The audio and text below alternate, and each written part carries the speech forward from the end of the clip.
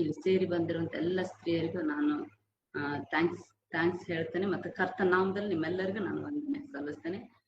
ಅನೇಕ ಸಮಯದಲ್ಲಿ ಅನೇಕ ಸಂದರ್ಭದಲ್ಲಿ ಬಂದು ದೇವರ ವಾಕ್ಯವನ್ನು ಕೊಡುವಂತೆ ದೇವರು ಸಹಾಯ ಮಾಡಿದ್ದಾರೆ.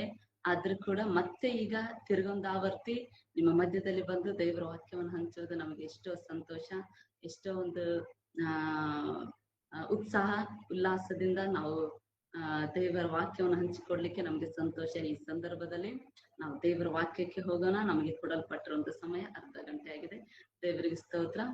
ವಿಡಿಯೋ ಆನ್ ಮಾಡಿನೂ ಇರ್ಬೋದು, ಆಫ್ ಮಾಡಿನೂ ಇರ್ಬೋದ್ರಾ ಸಿಸ್ಟರ್? ತೊಂದ್ರೆ ಇಲ್ವಾ?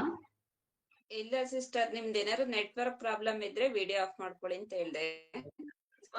ಕೇಳಿಸ್ತಾ ಇದೆ, ಕಂಟಿನ್ಯೂ. ಪ್ರಾಬ್ಲಮ್ ಇಲ್ಲ. ಒಂದೊಂದ್ಸಾರಿ ನಡುವೆ ಏನಾದ್ರು ನೆಟ್ವರ್ಕ್ ಪ್ರಾಬ್ಲಮ್ ಆಗಿರುವಾಗ ಅದು ವಿಡಿಯೋ ತಾನೇ ಆಫ್ ಆಗಿರ್ತದ್ರಿ. ಅದು ಏನು ಇದು ಇಲ್ಲ sister. Thank you so much. ದೇವರ ಯೇಸು ಕ್ರಿಸ್ತನ ನಾಮದಲ್ಲಿ ಈ ಸಮಯದಲ್ಲಿ ನಾವು ನೇರವಾಗಿ ದೇವರ ವಾಕ್ಯಕ್ಕೆ ಹೋಗೋಣ. ದೇವರ ಈ ಒಂದು ಸಮಯದಲ್ಲಿ 2 ಪೂರ್ವಕಾಲ ವೃತ್ತಾಂತ ಅದರ 33ನೇ ಅಧ್ಯಾಯದ ಅದರ 1ನೇ ವಚನಗಳನ್ನ ನಾವು ಕೆಲವೊಂದು ವಚನಗಳನ್ನ ನಾವು ನೋಡ್ಕೊಳ್ಳೋಣ. ಅದರಲ್ಲಿ 1ನೇ ವಚನವನ್ನು ಯಾರಾದ್ರೂ ದಯವಿಟ್ಟು ಓದಬೇಕಾಗಿರುತ್ತದೆ. ಮನಸ್ಸೆಯು ಅರಸ ಸಿಸ್ಟರ್ 33:1. ಹೌದು ಸಿಸ್ಟರ್. ಮನಸ್ಸೆಯು ಅರಸನಾದಾಗ 12 ವರ್ಷದವನಾಗಿದ್ದನು. ಅವನು ಯೆರೂಸಲೇಮಿನಲ್ಲಿ 55 ವರ್ಷ ಆಳಿದನು. Thank you sister. ಇಲ್ಲಿ 2 ಪೂರ್ವಕಾಲ ವೃತ್ತಾಂತ 33ನೇ ಅಧ್ಯಾಯದಲ್ಲಿ ನೋಡ್ತಾ ಇದೀವಿ. ಈ ಅಧ್ಯಾಯದ ಪೂರ್ಣವಾಗಿ ನಾವು ನೋಡ್ಬೇಕಾದ್ರೆ ಮನಸ್ಸೆ ಎನ್ನುವಂತ ಯಹೂದಿ ಅರಸನ ಕುರಿತು ನಾವು ನೋಡ್ತಾ ಇದ್ದೇವೆ. ಅನೇಕರು ನಿಮ್ಗೆ ಈ ವಿಷಯ, ಈ ಒಂದು ರಾಜನ ಕುರಿತು ನಿಮ್ಗೆ ತಿಳಿಸಿರಬಹುದು ಅಥವಾ ಕೇಳಿರಬಹುದು. ನೀವು ದೇವರಿಗೆ ಸ್ತೋತ್ರ. ಆದ್ರೆ ಈ ದಕ್ಷಿಣ ಯಹೂದ ರಾಜ್ಯದ ಅರಸನಾಗಿ ಈ ಮನಸ್ಸೆ ಇವನು ಆಡಳಿತವನ್ನು ವಹಿಸ್ತಾನೆ. ಇವರ ತಂದೆ ಯಾರು ಅನ್ನೋದು ಅನೇಕರಿಗೆ ಗೊತ್ತಿದೆ, ಹಿಜ್ಕೀಯ ಅರಸ. ಈ ಹಿಜ್ಕೀಯ ಅರಸನಿಗೆ ದೈವಿಕ ರಾಜ ಎಂಬುದಾಗಿ ಹೆಸರುಂಟು. ಯಾಕಂದ್ರೆ ಈ ಹಿಜ್ಕೀಯನಿಗೆ ದೇವರು ಒಂದು ಮರಣಕರವಾದ ರೋಗದಲ್ಲಿ ಬಿದ್ದಿರುವಾಗ ಅವನಿಗೆ 15 ವರ್ಷಗಳ ಆಯಸ್ಸನ್ನು ತಿರುಗಿ ಕೊಡುತ್ತಾರೆ. ಹೌದ್ರಾ? ಅನೇಕರಿಗೆ ಗೊತ್ತಿದೆನಾ? ಆ ಹಿಜ್ಕೀಯ ಅರಸನಿಗೆ 15 ವರ್ಷಗಳ ಕಾಲ ಮತ್ತೆ ದೇವರು ಆಯಸ್ಸನ್ನು ಕೊಡುವಂತ ಸಮಯದಲ್ಲಿ ಆ 15 ವರ್ಷಗಳಲ್ಲಿ ಹುಟ್ಟಿದಂತವನೇ ಮನಸ್ಸೆ ಅರಸ. ಚೆನ್ನಾಗಿ ನೆನಪಿಟ್ಟುಕೊಳ್ರಿ. ಆ 15 ವರ್ಷಗಳಲ್ಲಿ ದೇವರ ಅವನಿಗೆ ಆಯಸ್ಸು ಕೊಡ್ತಾನೆ. ಆ ಆಯಸ್ಸಿನಲ್ಲೇ ಹುಟ್ಟಿದವನು ಈ ಮನಸ್ಸೆ ಅರಸ. ಇವನ ಕುರಿತು 2 ಅರಸುಗಳು 21ನೇ ಅಧ್ಯಾಯ 1ರಿಂದ 18ನೇ ವಚನದವರೆಗೂ ಅಲ್ಲಿ ಕೂಡ ನೋಡುತ್ತೇವೆ. ಅದೇ ರೀತಿಯಾಗಿ ಈ 2 ಪೂರ್ವಕಾಲ ವೃತ್ತಾಂತ 33ನೇ ಅಧ್ಯಾಯದಲ್ಲಿ ಕೂಡ ನಾವು ನೋಡುತ್ತೇವೆ. ಆದ್ರೆ ಮತ್ತೆ ಯೆರೆಮೀಯ ಪ್ರವಾದನ ಗ್ರಂಥ 15ನೇ ಅಧ್ಯಾಯ ಮತ್ತು 4ನೇ ವಚನದಲ್ಲಿ ಕೂಡ ಇವನ ಕುರಿತು ಸಂಕ್ಷಿಪ್ತವಾಗಿ ಬರೆಯಲ್ಪಟ್ಟಿರೋದನ್ನ ನಾವು ನೋಡ್ತಾ ಇರ್ತೇವೆ. ಈ ಮನಸ್ಸೆ ಅರಸನು ಕೇವಲ ಇಲ್ಲಿ 1ನೇ ವಚನದಲ್ಲಿ ನೋಡ್ತಾ ಇದೀವಿ, ಅವನು ಕೇವಲ 12ನೇ ವಯಸ್ಸಿನಲ್ಲಿ ಅರಸನಾದಂತವನ. 12ನೇ ವಯಸ್ಸಿನಲ್ಲಿ ಅರಸನಾಗಿದ್ದಾನೆ. 12ನೇ ವರ್ಷದಲ್ಲಿ ಅವನಿಗೆ ಏನು ತಿಳಿತದೋ ಏನು ತಿಳಿಯೋದಿಲ್ವೋ ಗೊತ್ತಿಲ್ಲ. ಆದರೆ ಅರಸನ ನಂತರದಲ್ಲಿ ಅವನ ಮಗನನ್ನ ಆ ಒಂದು ಅರಸ ಸ್ಥಾನಕ್ಕೆ ಕುಳ್ಳಿರಿಸೋದು ಆ ಸಮಯದಲ್ಲಿ ಒಂದು ಪದ್ಧತಿಯಾಗಿತ್ತು. ಈ ಮನಸ್ಸೆ ಅನ್ನೋದಕ್ಕೆ ಹೆಸರಿನ ಅರ್ಥ ಏನಂದ್ರೆ ಮರೆತು ಬಿಡುವಂಥದ್ದು ಎಂಬುದಾಗಿ. ಅನೇಕ ವಿಷಯಗಳನ್ನ ಮರೆತು ಬಿಡುವಂಥದ್ದು. ಆದ್ರೆ ಈ ಹೆಸರನ್ನ ಹಿಜ್ಕೀಯನು ಅವನಿಗೆ ಏನಕ್ಕೆ ಇಟ್ಟಿದ್ದಾನಂದ್ರೆ, ಅವನು ರೋಗದ ಸಮಯದಲ್ಲಿ ದೇವರ ಅವನೆಲ್ಲ ಪಾಪವನ್ನ ಮರೆತು, ಅವನ ರೋಗವನ್ನ ಮರೆತು ಅವನಿಗೆ ಆರೋಗ್ಯ ಕೊಟ್ಟಿರುವುದರ ನಿಮಿತ್ತದಿಂದ ದೇವರು ಏನ್ ಮಾಡಿದ್ರು, ಈ ಹಿಜ್ಕೀಯ ಅರಸ ಅವನಿಗೆ ಮನಸ್ಸೆ ಎಂಬುದಾಗಿ ಹೆಸರಿಡುತ್ತಾನೆ. ದೇವರಿಗೆ ಸ್ತೋತ್ರವಾಗ್ಲಿ. ಆದ್ರೆ ಈ ಒಂದು ಮನಸ್ಸೆ ಯೆರೂಸಲೇಮಿನಲ್ಲಿ 55 ವರ್ಷಗಳ ಕಾಲ ಆಳ್ತಾನೆ. ಇವನಷ್ಟು ಆಳ್ವಿಕೆ ಮಾಡಿದವರು ಯಾವ ಅರಸರು ಇಲ್ಲ. ಯಾವ ಇಸ್ರಾಯೇಲ್ ಮತ್ತು ಯಹೂದಿ ಅರಸರು ಇವನಷ್ಟು ವರ್ಷ ಯಾರ ಆಳ್ವಿಕೆ ಮಾಡಿಲ್ಲ. ದೇವರಿಗೆ ಸ್ತೋತ್ರವಾಗ್ಲಿ. ಆದ್ರೆ ಇವನ ಕುರಿತು ಕೆಲವೊಂದು ಕಾರ್ಯಗಳನ್ನ ದೇವರ ವಾಕ್ಯದಲ್ಲಿ ನಾವು ನೋಡುತ್ತೇವೆ. ಅವು ಏನು ಕಾರ್ಯ ಅಂತ ನೋಡುವಾಗ, ಇವನು ಕರ್ತನಿಗೆ ವಿರೋಧವಾಗಿ ಅನೇಕ ಕಾರ್ಯಗಳನ್ನ ಇವನು ಮಾಡ್ತಾ ಹೋಗ್ತಾನೆ. ದೇವರ ವಾಕ್ಯದಲ್ಲಿ ನಾವು ನೋಡ್ತಾ ಇದ್ದೇವೆ, ಪ್ರಿಯ ದೇವಚಂದ್ರೆ, ನೀವು ಲಕ್ಷ್ಯವಿಟ್ಟು ಕೇಳ್ರಿ. ಕರ್ತನು ಇಸ್ರಾಯೇಲ್ಯರ ಮುಂದೆ ಓಡಿಸಿದಂತ ಜನಾಂಗಗಳ ಆಚರಣೆಗಳನ್ನ ಅನುಸರಿಸಿ ಕರ್ತನ ದೃಷ್ಟಿಯಲ್ಲಿ ಕೆಟ್ಟದನ್ನು ಮಾಡಿದನು, ಅಂದ್ರೆ ದೇವರ ಚಿತ್ತಕ್ಕೆ ವಿರೋಧವಾದದ್ದನ್ನು ಮಾಡಿದನು. ಅನೇಕ ಸಂದರ್ಭಗಳಲ್ಲಿ ಅರಸರು ಒಂದು ಸಿಂಹಾಸನ ಸ್ಥಾನಕ್ಕೆ ಬರುವಾಗ ಅವರು ದೇವರಿಗೆ ಮೆಚ್ಚುಗೆ ಆಗಿರ್ಬೇಕು. ದೇವರ ವಾಕ್ಯದಲ್ಲಿ ನೋಡ್ತಾ ಇದೀವಿ, ಯಾವ ಅರಸನು ಯಾವ ಅಧಿಕಾರಿ ಆಗಲಿ ಅವನು ದೇವರ ಚಿತ್ತಾನುಸಾರವಾಗಿ ಅಲ್ಲಿ ಸಿಂಹಾಸನದ ಮೇಲೆ ಕೂತ್ಕೊಂಡಿರ್ತಾನೆ. ಅದು ದೇವರ ಚಿತ್ತದಿಂದಲೇ ಅವರು ಆ ಸ್ಥಾನದಲ್ಲಿ ಕೂತ್ಕೊಂಡಿರ್ತಾರೆ. ಆದ್ರೆ ಇವರು ಆ ದೇವರ ಚಿತ್ತಾನುಸಾರವಾಗಿ ಆ ಸ್ಥಾನದಲ್ಲಿ ಕೂತುಕೊಂಡ ಮೇಲೆ ದೇವರ ಚಿತ್ತಕ್ಕನುಸಾರವಾಗಿರುವಂತ ಕಾರ್ಯಗಳನ್ನ ಮಾಡಬೇಕೇ ಹೊರತು ದೇವರಿಗೆ ವಿರುದ್ಧವಾದ ಕಾರ್ಯಗಳನ್ನ ಇವರು ಮಾಡಬಾರದು. ಯಾಕಂದ್ರೆ ಇಸ್ರಾಯೇಲ್ ಒಂದು ಜನಾಂಗ, ಅದು ದೇವ ಜನಾಂಗ ಎಂಬುದಾಗಿ ಎನಿಸಲ್ಪಟ್ಟಿದ್ದು, ಅದು ದೇವರ ಒಂದು ಜನ, ಅದು ಒಂದು ಪ್ರಜೆ ಎಂಬುದಾಗಿ ಎನಿಸಲ್ಪಟ್ಟಿದೆ. ಆ ಪ್ರಜೆ ಮೇಲೆ ಒಬ್ಬನ ಅರಸನಾಗಿ ಆಳ್ವಿಕೆ ಮಾಡೋದಾದ್ರೆ ಅದು ದೇವರ ಚಿತ್ತಾನುಸಾರವಾಗಿ ಆಳ್ವಿಕೆ ಮಾಡಬೇಕಾಗಿತ್ತು. ಆದ್ರೆ ಈ ಒಂದು ಮನಸ್ಸೆ ಅರಸನು ಏನು ಮಾಡ್ತಾನೆ ಎಂಬುದಾಗಿ ನಾವು ನೋಡುವಾಗ, ಕರ್ತನು ಇಸ್ರಾಯೇಲರ ಜನಾಂಗದ ಮುಂದೆ ಓಡಿಸಿದಂತ, ಅಂದ್ರೆ ಐಗುಪ್ತದ ದಾಸತ್ವದೊಳಗಿಂದ ಇಸ್ರಾಯೇಲ್ನ ಕರೆದುಕೊಂಡು ಬಂದು ಕಾನಾನ್ ದೇಶದಲ್ಲಿ ನಿಲ್ಲಿಸಿದ ಮೇಲೆ ಆ ಕಾನಾನ್ ದೇಶದಲ್ಲಿ ಅನೇಕ ಜನಾಂಗಗಳು, 7 ಜನಾಂಗಗಳು, ದೇವರನ್ನ ಒಂದು ಕೋಪವನ್ನು ಎಬ್ಬಿಸಿದ ಜನಾಂಗಗಳನ್ನ ಅಲ್ಲಿಂದ ಓಡಿಸ್ತಾನೆ. ಆ ಓಡಿಸಿದಂತ ಜನಾಂಗಗಳು ಏನೇನು ಆಚರಣೆ ಮಾಡ್ತಾ ಇದ್ರಲ್ಲ ಆ ಎಲ್ಲ ಆಚರಣೆಗಳನ್ನ ಈ ಒಂದು ಮನಸ್ಸೆ ಮಾಡ್ತಾನೆ ಎಂಬುದಾಗಿ ದೇವರ ವಾಕ್ಯದಲ್ಲಿ ನೋಡುತ್ತಾ ಇದ್ದಾರೆ. ಹಲ್ಲೆಲೂಯಾ. ಹಾಗಾದ್ರೆ ಅವನು ದೇವರ ಚಿತ್ತಕ್ಕೆ ವಿರುದ್ಧವಾಗಿ ನಡೆದನೆ ಎಂಬುದಾಗಿ, ಹಾಗಾದ್ರೆ ದೇವರ ಚಿತ್ತಕ್ಕೆ ಅನುಸಾರವಾಗಿ ಆ ಒಂದು ಪರಿಶುದ್ಧವಾದ ಸಿಂಹಾಸನದಲ್ಲಿ ಆಡಳಿತ ಮಾಡುವಂತ ಸ್ಥಾನದಲ್ಲಿ, ಅರಸ ಸ್ಥಾನದಲ್ಲಿ ಕೂತುಕೊಂಡಂತ ಮನಸ್ಸೆ ದೇವರ ಚಿತ್ತಕ್ಕೆ ವಿರುದ್ಧವಾಗಿರುವಂತ ಒಂದು ಮಾರ್ಗವನ್ನು ಅನುಸರಿಸ್ತಾನೆ.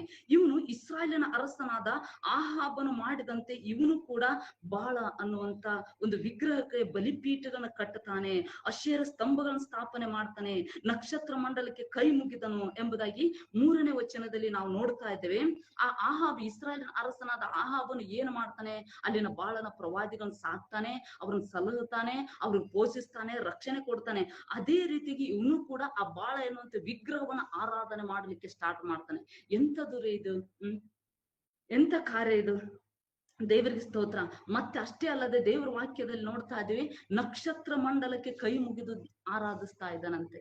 ನೋಡ್ರಿ, ಜೀವವುಳ್ಳ ದೇವರನ್ನ ಬಿಟ್ಟು ನಕ್ಷತ್ರ ಮಂಡಲಕ್ಕೆ ಕೈ ಮುಗಿತಾ ಇದ್ದಾನೆ. ಅಂದ್ರೆ ದೇವರು ಸೃಷ್ಟಿ ಮಾಡಿರುವಂತವುಗಳ ಮೇಲೆ ಇವನ ದೃಷ್ಟಿ ಇದೆ. ಹಲ್ಲೆಲೂಯಾ.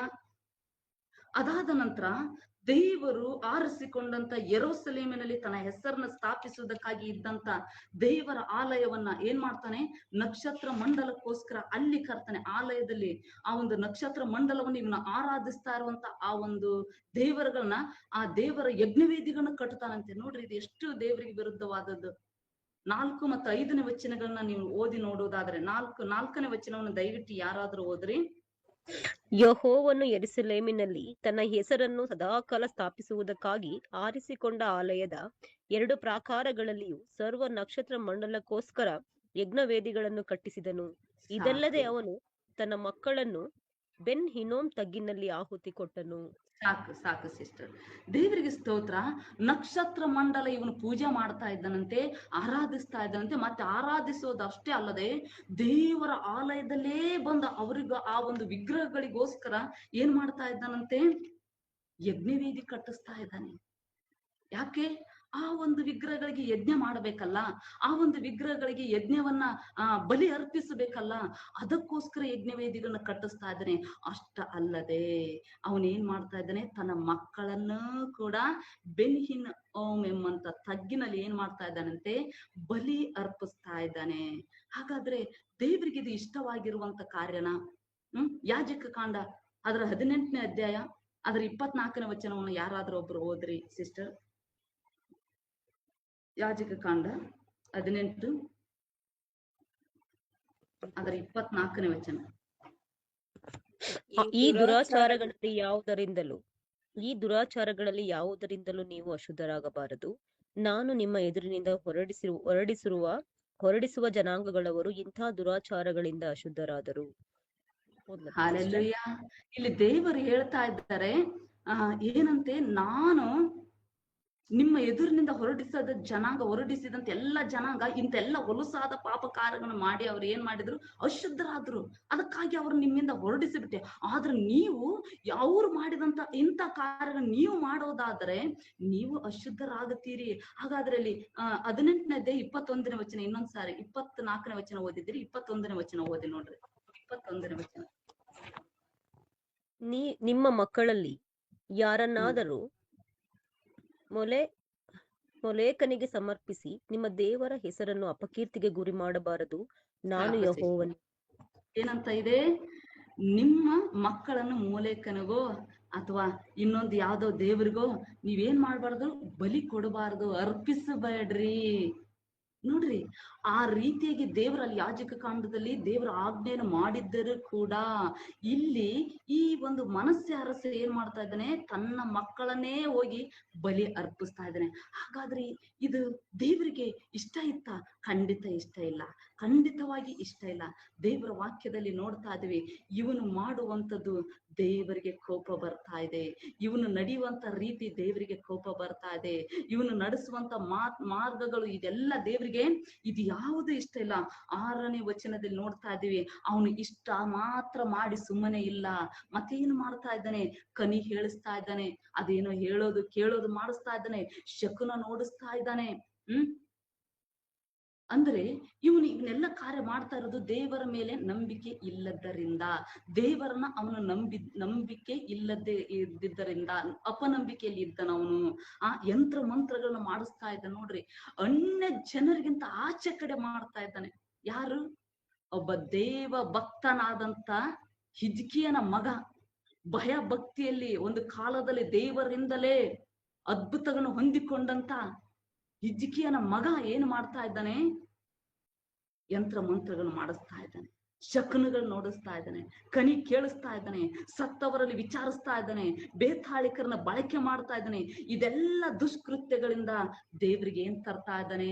ಕೋಪ ತರ್ತಾ ಇದ್ದಾನೆ. ಪ್ರಿಯ ದೈವ ಜನರೇ, ಇವತ್ತು ಅನೇಕ ಜನಗಳು ಅನ್ಯ ಜನರು ಮಾಡುವಂತ ಕಾರ್ಯವನ್ನು ನಾವು ಕೂಡ ಮಾಡ್ತಾ ಇದ್ದೀವಿ, ನಮಗೆ ಗೊತ್ತಿಲ್ಲ. ಅನೇಕ ಸಂದರ್ಭಗಳಲ್ಲಿ ನಾವೇನ್ ಮಾಡ್ತಾ ಇದ್ದೀವಿ, ನಮ್ಮ ಕುಟುಂಬದಲ್ಲಿ ದೇವರ ನಂಬಿಕೆ ಹೊಂದಿದ್ರು, ದೇವರು ನಂಬಿದ್ರು, ದೇವ್ರು ಯಾರು ಅಂತ ಗೊತ್ತಿದ್ರು, ಈಗಲೂ ಕೂಡ ಅನೇಕರು ಶಕುನ ಹೇಳಿಸುವಂತವರ ಹತ್ರ ಹೋಗ್ತಾ ಇದ್ದಾರೆ. ಕ್ರೈಸ್ತರೇ, ನಾನು ಅನ್ಯ ಜನರ ಕುರಿತು ಹೇಳ್ತಾ ಇಲ್ಲ. ದೇವರ ನಂಬಿ ಸಭೆಗೆ ಹೋಗುವಂತವ್ರೆ ಮಾಟ ಮಂತ್ರಗಳಲ್ಲಿ ತೊಡಗ್ತಾ ಇದ್ದಾರೆ. ದೇವರು ನಂಬಿದಂತವ್ರೆ ಅನೇಕರು ಸತ್ತವರಲ್ಲಿ ವಿಚಾರಿಸುವಂತ ಕಾರ್ಯಗಳು, ಶಕುನ ನೋಡುವಂತ ಕಾರ್ಯಗಳು, ವಿಗ್ರಹ ಕಾರ್ಯಗಳನ್ನ ಮಾಡ್ತಾ ಇದ್ದಾರೆ. ಹೋಗಿ ಬಂದು ಪ್ರಾರ್ಥನೆ ಮಾಡಿದ್ರೆ ಮುಗಿದೋಯ್ತ್ರಿ, ದೇವ್ರಿಗೆ ಕ್ಷಮಿಸ್ತಾನ್ರಿ ಅಂತ ತಿಳ್ಕೊಂಡಿದ್ದಾರೆ. ಆದ್ರೆ ಇವೆಲ್ಲ ಅನ್ಯರ ಕಾರ್ಯಗಳು, ಇವುಗಳಿಂದ ದೇವರಿಗೆ ನಾವು ಕೋಪ ಎಬ್ಬಿಸ್ತಾ ಇದ್ದೀವಿ ಅನ್ನೋದು ಅನೇಕರ ಅರ್ಥ ಆಗ್ತಾ ಇಲ್ಲ. ಪ್ರಿಯ ದೇವ ಜನರೇ, ನಿಜವಾಗಿ ನಾನು ಹೇಳ್ತಾ ಇದ್ದೀನಿ, ಮನಸ್ಸೆ ಕೂಡ ಒಬ್ಬ ದೇವ ಭಕ್ತಿಯಲ್ಲಿ ಬೆಳೆದಂತ ಒಬ್ಬ ಮನುಷ್ಯನ ಮಗ ಅವನು.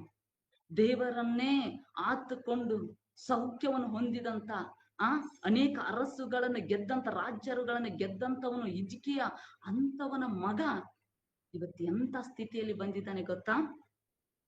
ಅನೇಕ ದುಷ್ಟ ಕಾರ್ಯಗಳನ್ನು ಮಾಡಲಿಕ್ಕಾಗಿ ದೇವರಿಗೆ ವಿರುದ್ಧವಾಗಿ ದೇವರ ಆಲಯದಲ್ಲಿ ನಿಂತುಕೊಂಡಿದ್ದಾನೆ.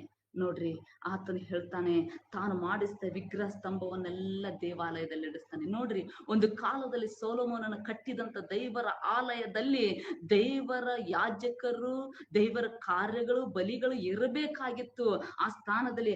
ಆದ್ರೆ ಇವನು ಏನ್ ಮಾಡ್ತಾ ಇದ್ದಾನೆ? ತಾನೇ ತನ್ನ ಕೈಯಾರೆ ವಿಗ್ರಹಗಳನ್ನ ಮಾಡಿ, ತಾನೇ ಯಾರಿಗೋ ಹೇಳಿಸಿ ಮಾಡಿಸಿ ವಿಗ್ರಹಗಳನ್ನ ಮಾಡಿಸಿದಂತವುಗಳನ್ನ ಆ ಒಂದು ವಿಗ್ರಹ ಸ್ತಂಭವನ್ನು ದೇವಾಲಯದಲ್ಲಿ ಇಡಿಸ್ತಾ ಇದ್ದಾನೆ, ದೇವರ ಆಲಯದಲ್ಲಿ ಇಡ್ತಾ ಇದ್ದಾನೆ. ನೋಡ್ರಿ, ಎಷ್ಟು ಒಂದು ಅಸಹ್ಯ ಕಾರ್ಯ ಇದು. ದೇವರ ಆಲಯವನ್ನು ಹೊಲಗೆಡಿಸ್ತಾ ಇದ್ದಾನೆ, ದೇವರ ಆಲಯವನ್ನು ಹೊಲಸಾಗಿ ಮಾಡ್ತಾ ಇದ್ದಾನೆ, ದೇವರ ಆಲಯವನ್ನೇ ಏನ್ ಮಾಡ್ತಾ ಇದ್ದಾನೆ? ತುಚ್ಛವಾಗಿ ಕಾಣ್ತಾ ಇದ್ದಾನೆ. ಇದು ಇಂಥ ಪಾಪ, ಇಂಥ ಘೋರವಾದ ಪಾಪ ಇಸ್ರಾಯೇಲ್ ಜನರಲ್ಲಿ, ಇಸ್ರಾಯೇಲ್ ಅರಸರಲ್ಲಿ ಯಾರು ಇಲ್ಲ. ಇವನಂತ ದುಷ್ಟ ಅರಸ ಯಾರು ಇಲ್ಲ.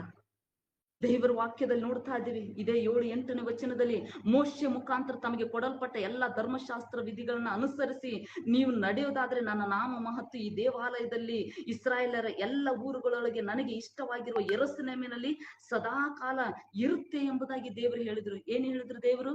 ನೀವು ನೋಡ್ರಪ್ಪ, ಈ ದೇವರ ಆಲಯದಲ್ಲಿ ನನ್ನ ಆಜ್ಞಾ ವಿಧಿಗಳನ್ನ ನೀವು ಕೈಕೊಂಡು ನಡೆದ್ರೆ ನನ್ನ ನಾಮ ಮಹತ್ತು ನಿಮ್ಮ ಮಧ್ಯದಲ್ಲಿ ಎಲ್ಲ ಇಸ್ರಾಯೇಲರ ದೇಶಗಳಲ್ಲಿ, ರಾಜ್ಯಗಳಲ್ಲಿ ಮತ್ತು ಊರುಗಳಲ್ಲಿ ಇರ್ತದೆ. ನೀವು ನನ್ನ ವಿಧಿಗಳನ್ನ ನೀವು ಕೈಕೊಂಡು ನಡೆಯದೆ ಹೋದ್ರೆ ನನ್ನ ನಾಮ ಮಹತ್ತು ಏನಿರಲ್ಲ, ನನ್ನ ಪ್ರಸನ್ನತೆ ಈ ಆಲಯದಲ್ಲಿ ಇರಲ್ಲ ಅಂತ ಅವತ್ತಿಗೆ ದೇವ್ರು ಹೇಳಿದ್ದಾರೆ. ದೇವ್ರು ಆ ಮೋಶೆ ಮೂಲಕ ಕೊಡಲ್ಪಟ್ಟ ಎಲ್ಲ ಆಜ್ಞೆಗಳು ನೀವು ಕೈಕೊಂಡು ನಡೆದ್ರೆ ನಾನು ಈ ಆಲಯದಲ್ಲಿ ನನ್ನ ಪ್ರಸನ್ನತೆ ಇರ್ತದೆ, ನಾನು ಇಲ್ಲಿ ವಾಸ ಮಾಡ್ತೇನೆ, ಇಲ್ಲ ಅಂದ್ರೆ ನಾನು ವಾಸ ಮಾಡಲ್ಲ ಅಂತ ದೇವ್ರು ಹೇಳಿದ್ದಾರೆ. ಹಾಗಾದ್ರೆ ಇವನು ಈಗ ವಿಗ್ರಹ ಸ್ತಂಭವನ್ನ ಆಲಯದಲ್ಲಿ ಮಾಡಿಸಿ ಆ ವಿಗ್ರಹಗಳಿಗೆ ಯಜ್ಞವೇದಿಗಳನ್ನ ಆಲಯದಲ್ಲಿ ಕಟ್ಟಿಸಿ ಆ ವಿಗ್ರಹ ಸ್ತಂಭಗಳನ್ನ ಅವನ್ನೆಲ್ಲ ತಗೊಂಡು ಬಂದು ಅದ್ರಲ್ಲಿ ಇಡೋದಾದ್ರೆ ದೇವರ ಒಂದು ಪ್ರಸನ್ನತೆ ಆ ಸ್ಥಳದಲ್ಲಿ ಇರ್ತದ?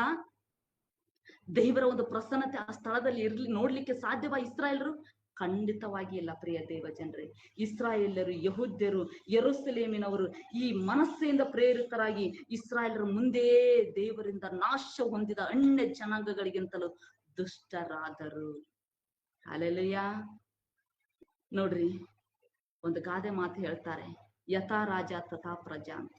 ಹೌದ್ರಾ? ಯಥಾ ರಾಜ ಅಂದ್ರೆ ರಾಜ ಹೇಗಿರ್ತಾನೋ ಪ್ರಜೆಗಳು ಹಾಗೆ ಇರ್ತಾರೆ ಅಂತ. ನೋಡ್ರಿ, ಪಾಪ ಮಾಡುವನು ತಾನಷ್ಟೇ ಪಾಪ ಮಾಡೋದಿಲ್ಲ, 4 ಜನನ ಸೇರಿಸ್ಕೊಳ್ತಾನೆ. ಪಾಪ ಮಾಡುವಂತ ಒಂದು ಗುಂಪು, ಪಾಪ ಮಾಡುವಂತ ಒಬ್ಬ ವ್ಯಕ್ತಿ ತಾನೊಬ್ಬನೇ ಪಾಪ ಮಾಡೋದಿಲ್ಲ, ಅವನು ಇನ್ನೂ ಕೆಲವು ಜನನ ಸೇರಿಸ್ಕೊಳ್ತಾನೆ. ಪಾಪ ಮಾಡುವನು ಯಾವತ್ತೂ ಒಂಟಿಯಾಗಿ ಪಾಪ ಮಾಡಲ್ಲ. ಪ್ರಿಯ ದೇವ ಜನರೇ, ಇಲ್ಲಿ ಈ ಒಂದು ಮನಸ್ಸೆ ಕುರಿತು ನಾವು ನೋಡುವಾಗ ಏನ್ ಮಾಡ್ತಾ ಇದ್ದಾನೆ? ದೇವರಿಂದ ನಾಶ ಹೊಂದಿದ ಅನ್ಯ ಜನಾಂಗಗಳಿಗಿಂತಲೂ ಕೂಡ ಈ ಒಂದು ರಾಜ, ಅಲ್ಲಿನ ಇಸ್ರಾಯೇಲ್ ಅರಸ, ಆ ಒಂದು ಜನರನ್ನ ಪ್ರೇರೇಪಿಸ್ತಾ ಇದ್ದಾನೆ. ಯೆರೂಸಲೇಮಿನವ್ರನ್ನ ಇವನು ಮಾಡ್ತಾ ಇದ್ದಾನೆ, ಅವ್ರು ಹಿಂದೆ ಮಾಡ್ತಾ ಇದ್ದಾರೆ. ಮತ್ತೆ ರಾಜನೇ ಮಾಡ್ತಾ ಇದ್ದಾನೆ ಅಂದ್ರೆ ನಾವೇನು, ನಾವು ಮಾಡೋಣ. ಅರಸನೇ ಮಾಡ್ತಾ ಇದ್ದಾನೆ ಇಂತ ಪಾಪ, ಅದು ಪಾಪನೋ ಅದು ಏನು ಆಶೀರ್ವಾದ ನಮಗ್ ಗೊತ್ತಿಲ್ಲ. ಆದ್ರೆ ಅವನು ಮಾಡ್ತಾ ಇದ್ದಾನೆ, ನಾವು ಅವನನ್ನ ಏನ್ ಮಾಡೋಣ? ಹಿಂಬಾಲಿಸೋಣ. ಅವನು ಕೆಟ್ಟದ್ ಮಾಡ್ತಾ ಇದ್ದಾನೆ, ಒಳ್ಳೇದ್ ಮಾಡ್ತಾ ಇದ್ದಾನೆ, ಅದು ದೇವ್ರಿಗೆ ಬಿಟ್ಟಿದ್ದು, ನಾವು ಅವನನ್ನ ಹಿಂಬಾಲಿಸೋಣ. ನೋಡ್ರಿ, ಇವನು ಪಾಪ ಮಾಡುವಾಗ ಇವನು ಅಷ್ಟೇ ಅಲ್ಲದೆ ಅಲ್ಲಿನ ಪ್ರಜೆಗಳೆಲ್ಲರನ್ನು ಪಾಪಕ್ಕೆ ಪ್ರೇರೇಪಿಸ್ತಾ ಇದ್ದಾನೆ. ಆವಾಗ 10ನೇ ವಚನದಲ್ಲಿ ನೋಡ್ತಾ ಇದ್ದೇವೆ, ಇದನ್ನೆಲ್ಲ ನೋಡಿದಂತ ದೇವರು ಸುಮ್ಮನೆ ಕೂತ್ಕೊಳ್ಳಲಿಲ್ಲ, ಇದನ್ನೆಲ್ಲ ನೋಡಿದಂತ ದೇವರು ಸುಮ್ಮನೆ ಇರ್ಲಿಲ್ಲ. ಏನ್ ಮಾಡಿದ್ರು ದೇವರು? ಮನಸ್ಸನ್ನು ಮತ್ತೆ ಅವನ ಪ್ರಜೆಗಳನ್ನ ಎಚ್ಚರಿಸಿದ್ರು, ಅವರ ಲಕ್ಷ್ಯ ವಹಿಸ್ತಾನೆ. ನೋಡ್ರಿ, ದೇವ್ರು ಒಬ್ಬನನ್ನು ಯಾವತ್ತೇ ಕಾರಣಕ್ಕೆ ಶಿಕ್ಷಿಸಬೇಕಾದ್ರೆ ಇಮಿಡಿಯೇಟ್ಲಿ ಶಿಕ್ಷೆ ಕೊಡೋದಿಲ್ಲ. ಬದಲಾಗಿ ಏನ್ ಮಾಡ್ತಾನೆ?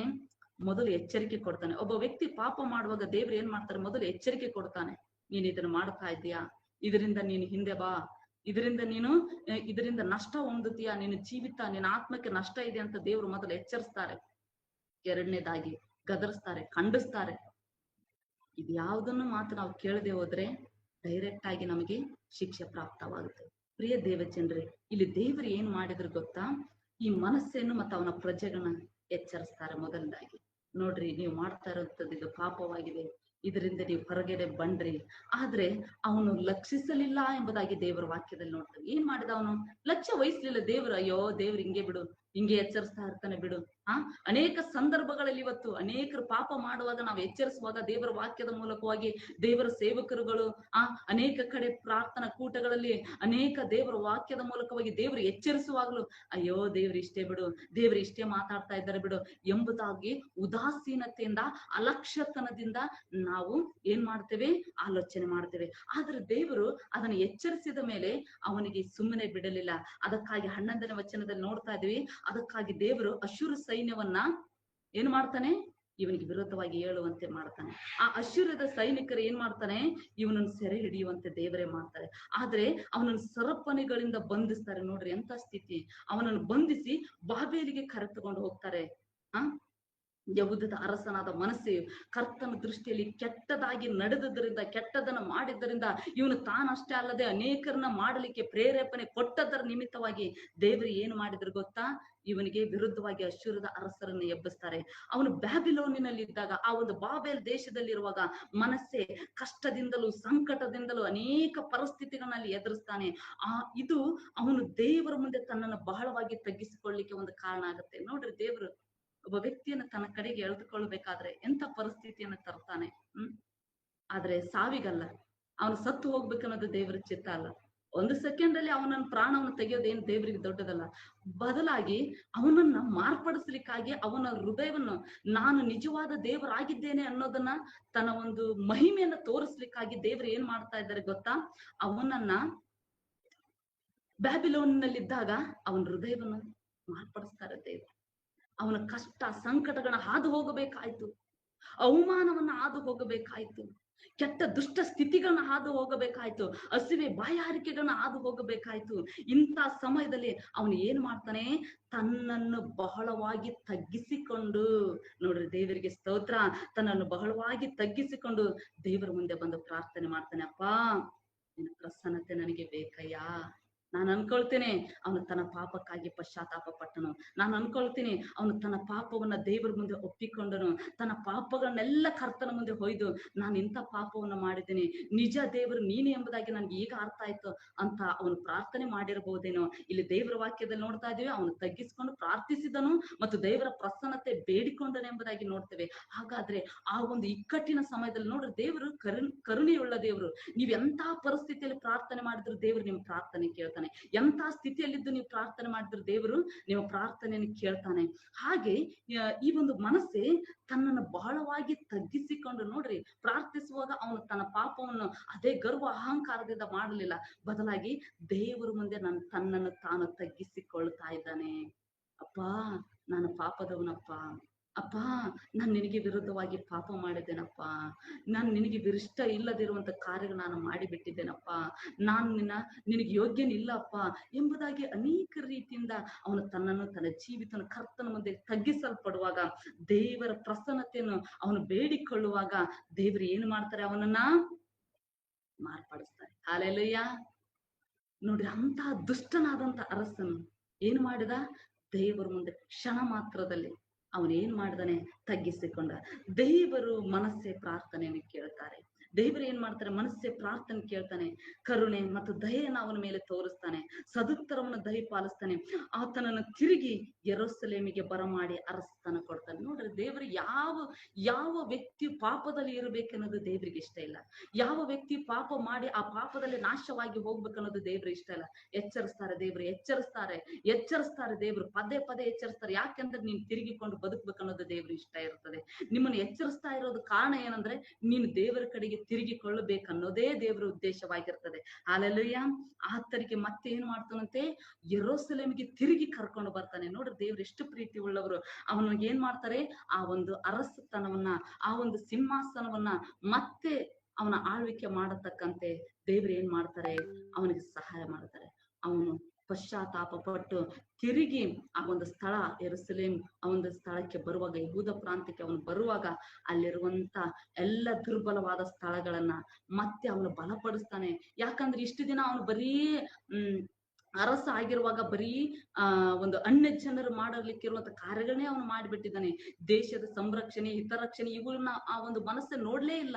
ದೇಶದಲ್ಲಿ ಏನ್ ಕೊರತೆ ಇದೆ, ಏನಾಗಿದೆ, ಏನ್ ಮಾಡ್ಬೇಕು, ಅವನ್ನ ಯಾವ ಲಕ್ಷ್ಯ ವಹಿಸ್ಲಿಲ್ಲ. ಅವನು ಬರೀ ಕನಿ ಹೇಳಿಸೋದು, ಅದನ್ನ ಮಾಡಿಸೋದು, ಬಲಿಪೀಠ ಕಟ್ಸೋದು, ಆ ವಿಗ್ರಹ ಆರಾಧನೆ ಮಾಡೋದು, ಈ ವಿಗ್ರಹವನ್ನು ತಂದಿಡೋದು, ಇದಕ್ಕೆ ಕೈ ಮುಗಿದು ಇದನ್ನೇ ಮಾಡಿಬಿಟ್ಟಿದ್ದಾನೆ ಅವನು. ಆದ್ರೆ ಈಗ ಅವನನ್ನು ದೇವರು ತಿರುಗಿ ಅವನನ್ನು ಮೇಲಕ್ಕೆತ್ತುವಾಗ ಅವನು ಏನ್ ಮಾಡ್ತಾ ಇದ್ದಾನೆ? ದೇಶದ ದುರ್ಬಲ ಸ್ಥಳಗಳು ನೋಡ್ತಾ ಇದ್ದಾನೆ. ದೇಶದಲ್ಲಿ ಯಾವ ಪರಿಸ್ಥಿತಿ ಇದೆ ನೋಡ್ತಾ ಇದ್ದಾನೆ. ದೇಶದಲ್ಲಿ ಏನು ಬಲಹೀನತೆಗಳು ಇದಾವೆ, ದೇಶದಲ್ಲಿ ಒಂದು ಸಂರಕ್ಷಣೆಗಾಗಿ ಏನ್ ನಾನು ಕಾರ್ಯಗಳನ್ನ ಕೈಕೊಂಡಿದ್ದೀನಿ, ಯಾವ ಕಾರ್ಯಗಳನ್ನ ನಾನು ಮಾಡಬೇಕಾಗಿತ್ತು, ಯಾವ ಕಾರ್ಯಗಳನ್ನ ಇನ್ನೂ ನಾನು ಮಾಡ್ಬೇಕಾಗಿದೆ, ಇವುಗಳನ್ನೆಲ್ಲ ಏನ್ ಮಾಡ್ತಾ ಇದ್ದಾನೆ? ದೇಶದ ಕುರಿತು ಈಗ ಕೇರ್ ತಗೊಳ್ತಾ ಇದ್ದಾನೆ. ದೇಶದ ಕುರಿತು ಅವನು ಲಕ್ಷ್ಯ ವಹಿಸ್ತಾ ಇದ್ದಾನೆ ಮತ್ತು ಆ ಒಂದು ದೇಶವನ್ನ ರಕ್ಷಣೆ ಮಾಡುವಂತ ಕಾರ್ಯಕ್ಕಾಗಿ ಅವನು ಕೈ ಹಾಕ್ತಾ ಇದ್ದಾನೆ. ಪ್ರಿಯ ದೇವಚಂದ್ರೆ, ಎಂತ ಒಂದು ಅದ್ಭುತವಾದ ಬದಲಾವಣೆ. ಅಷ್ಟಲ್ಲದೆ ದೇವರ ಆಲಯದಲ್ಲಿ ಅನ್ಯ ದೇವತೆಯನ್ನ, ಪ್ರತಿಮೆಗಳನ್ನ ತಂದು ಮಾಡಿಸಿ ಅವುಗಳನ್ನೆಲ್ಲ ವಿಗ್ರಹವನ್ನ ಆ ಆಲಯದಲ್ಲಿ ತಂದು ಇಡಿಸಿದ್ದನ್ನ ಎಲ್ಲವನ್ನ ತೆಗೆದು ಹಾಕಿ ಬಿಡ್ತಾನೆ. ಎಲ್ಲ ದೇವರ ಆಲಯದಲ್ಲಿ ಇರುವಂತ, ಯೆರೂಸಲೇಮಿನಲ್ಲಿ ಇರುವಂತ ಎಲ್ಲ ಆ ಒಂದು ಯಜ್ಞವೇದಿಗಳನ್ನ, ಆ ಒಂದು ವಿಗ್ರಹಗಳನ್ನ ಎಲ್ಲವುಗಳನ್ನ ಕೆಡವಿ ಅವುಗಳನ್ನೆಲ್ಲ ಕ್ಲೀನ್ ಮಾಡಿಸ್ಬಿಡ್ತಾನೆ. ಆ ಒಂದು ದೇವರ ಆಲಯವನ್ನ ಏನ್ ಮಾಡ್ತಾನೆ? ಕ್ಲೀನ್ ಮಾಡ್ತಾನೆ.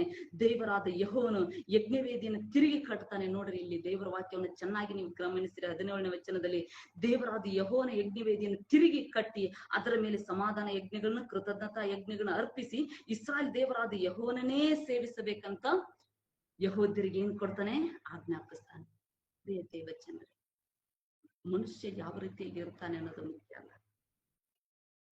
ಮನಸ್ಸೇ ಎಂಥ ಪರಿಸ್ಥಿತಿಯಲ್ಲಿ ದೇವರನ್ನು ಮೊರೆ ಇಟ್ಟ, ಎಂಥ ಪರಿಸ್ಥಿತಿಯಲ್ಲಿ ದೇವರ ಮುಂದೆ ಕಣ್ಣೀರಿಟ್ಟ, ದೇವರವನನ್ನು ಕುಗ್ಗಿಸಿದ್ರು, ಒಂದು ಶಿಕ್ಷೆಯನ್ನು ಬರಮಾಡಿ ಅವನ ಗರ್ವವನ್ನ, ಅಹಂಕಾರವನ್ನ, ದೇವರಿಗೆ ವಿರುದ್ಧವಾಗಿ ನಿಂತುಕೊಂಡು ದೇವರಿಗೆ ವಿರುದ್ಧವಾಗಿ ನಡೆಯುವಂತ ಕಾರ್ಯಗಳಲ್ಲಿ ಅವನನ್ನು ದೇವರು ಮುರಿಯಲ್ಪಟ್ಟ ಮೇಲೆ ಅವನು ಏನಾದ ಗೊತ್ತಾ? ದೇವರ ಕಡೆಗೆ ತಿರುಗಿಕೊಂಡ. ದೇವರ ಕಡೆಗೆ ಸುಮ್ಮನೆ ತಿರುಗಿಕೊಳ್ಳಿಲ್ಲ. ಆ ಒಂದು ದೇವರ ಯಜ್ಞವೇದಿಯನ್ನ, ದೇವರ ಆಲಯದಲ್ಲಿ ಯಜ್ಞವೇದಿಯನ್ನ ತಿರುಗಿ ಕಟ್ಟುತ್ತಾ ಇದ್ದಾನೆ. ಪ್ರಿಯ ದೇವಜನರೇ, ಇವತ್ತು ದೇವರಿಂದ ದೂರವಾಗಿ, ದೇವರಿಂದ ದೂರ ಓಡಿ ಹೋಗಿ ನಮಗಿಷ್ಟ ಬಂದ ಕಾರ್ಯ, ನಮಗಿಷ್ಟ ಬಂದ ಆಲೋಚನೆ, ನಮಗ್ ಮನಸ್ಸಿಗೆ ಬಂದದ್ದನ್ನೇ ನಾವು ಮಾಡಿದ್ದು ಸಾಕು.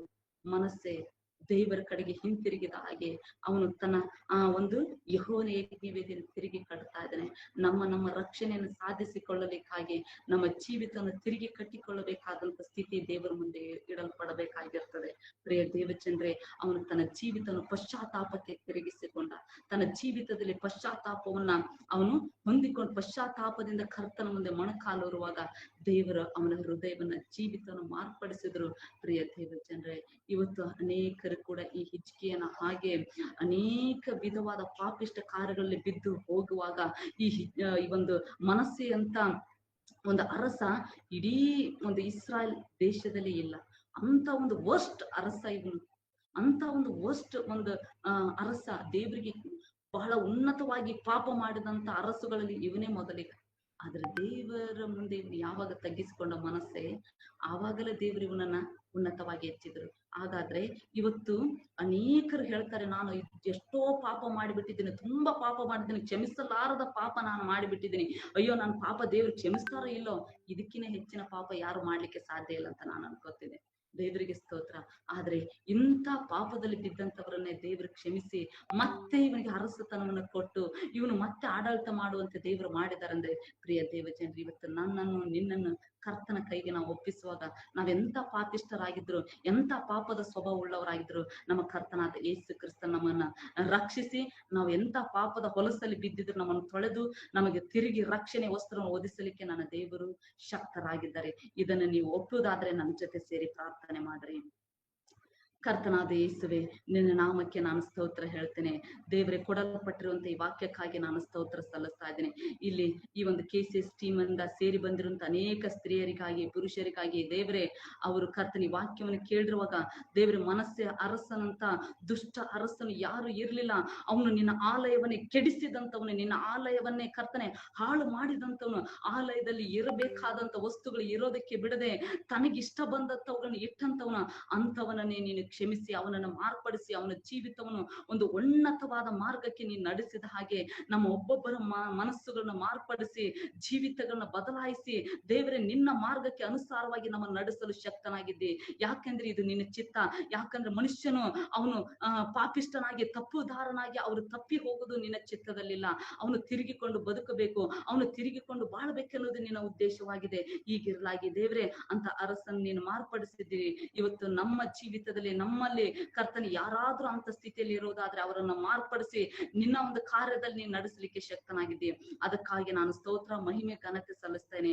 ಈ ಒಂದು ಸಾಯಂಕಾಲ ಸಮಯದಲ್ಲಿ ಈ ವಾಕ್ಯದ ಕೇಳಿದಂತ ಪ್ರತಿಯೊಬ್ಬರ ಮೇಲೆ ನಿನ್ನ ಕೃಪೆ, ಒಂದು ದೈವಿಕವಾದ ಬಲ ಇಳಿದು ಬರಲಿ. ಅದಕ್ಕಾಗಿ ಸ್ತೋತ್ರ ಹೇಳ್ತಾ ಯೇಸುವಿನ ನಾಮದಲ್ಲಿ ಬೇಡಿ ಹೊಂದಿದ್ದೆ ನಮ್ಮ ತಂದೆಯಾದ ದೇವರೇ, ಆಮೆನ್, ಆಮೆನ್.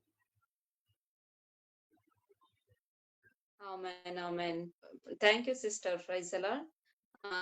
ಒಂದು ಸಮಯದಲ್ಲಿ ನಮ್ಮ ಮಧ್ಯದಲ್ಲಿ ಬಂದು ನೀವು ಅದ್ಭುತಕರವಾದ ರೀತಿಯಲ್ಲಿ ಮನಸ್ಸೆಯ ಕುರಿತಾಗಿ ನಾವು ಅನೇಕ ವಿಷಯಗಳನ್ನ ತಿಳಿದುಕೊಳ್ಳಲಿಕ್ಕಾಗುವಂತೆ ದೇವರ ಆತ್ಮನ ಈ ಸಮಯದಲ್ಲಿ ನಮ್ಮೆಲ್ಲರಿಗೂ ಸಹಾಯ ಮಾಡಿದ್ದಾರೆ.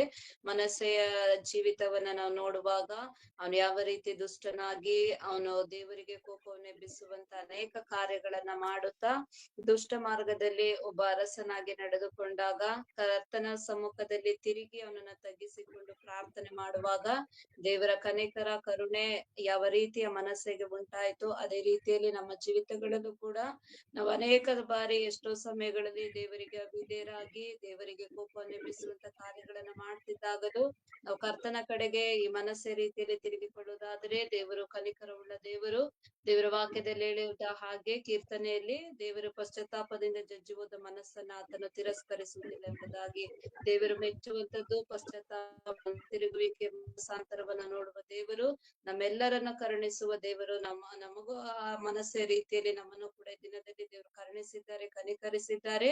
ಇನ್ನೂ ಕೂಡ ನಾವು ದೇವರ ಕಡೆಗೆ ಇನ್ನು ನಮ್ಮನ್ನ ತಗ್ಗಿಸಿಕೊಂಡು ಕರ್ತನ ಮಾರ್ಗದಲ್ಲಿ ನಡೆಯಲಿಕ್ಕೆ ದೇವರು ನಮ್ಮೆಲ್ಲರಿಗೂ ಕೃಪೆ ಮಾಡಲಿ. ದೇವರ ಆತ್ಮನ ತಾನೇ ಒಂದು ಸಮಯದಲ್ಲಿ ಎಲ್ಲ ವಾಕ್ಯಗಳಿಂದ ನಮ್ಮನ್ನ ಎಚ್ಚರಿಸಿ ನಡೆಸಿದಕ್ಕಾಗಿ ದೇವರಿಗೆ ಸ್ತೋತ್ರ. ಮತ್ತೆ ಸಿಸ್ಟರ್, ನಿಮ್ಮನ್ನು ನಿಮ್ಮ ಕುಟುಂಬವನ್ನ, ನಿಮ್ಮ ಸೇವೆಯನ್ನು ಕೂಡ ದೇವರು ಇನ್ನೆರಡವಾದ ಆಶೀರ್ವಾದ ಮಾಡಲಿ.